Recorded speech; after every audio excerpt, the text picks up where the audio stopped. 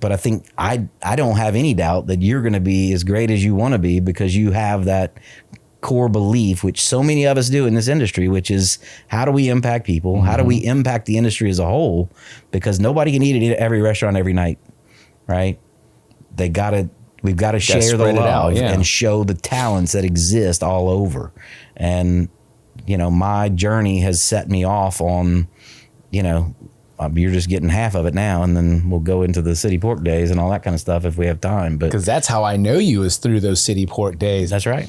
But all of this, so I love that you talk about the mistakes that you've made. I've made so many mistakes in my life, so many.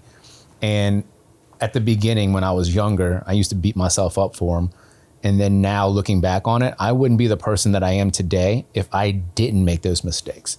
If I didn't get in trouble, if I didn't, be probably an asshole to people sometimes, right? Yeah. Like when you were like in college, like you don't learn how to treat people. You just see other people doing things and you try to emulate that. Well, if this guy's acting this way, I'm going to act this way too. And then you do it for a little bit and you're like, that's just not who I am. And then you watch the people that you hurt, and then you never want to do that again. So then as we get older, or as I get older for sure, I think about the person that I never want to be, but I also think about the person that I can now help other people become. And just motivating your staff alone, and you were just talking about that, it's something so fulfilling about taking someone who's lost, so to speak, because you're young, you don't know what you want, right? And just being able to kind of channel that nervous energy that they have a lot of potential too, mm-hmm. but in the moment they don't feel like they do, like they're down on themselves, like they maybe hate their life for whatever reason. And then if you can kind of help them through that stage and then watch them come back in 5 or 10 years, that's my favorite thing, is when someone comes back and says, I didn't appreciate what I had when I was with you, but now I know why. Right.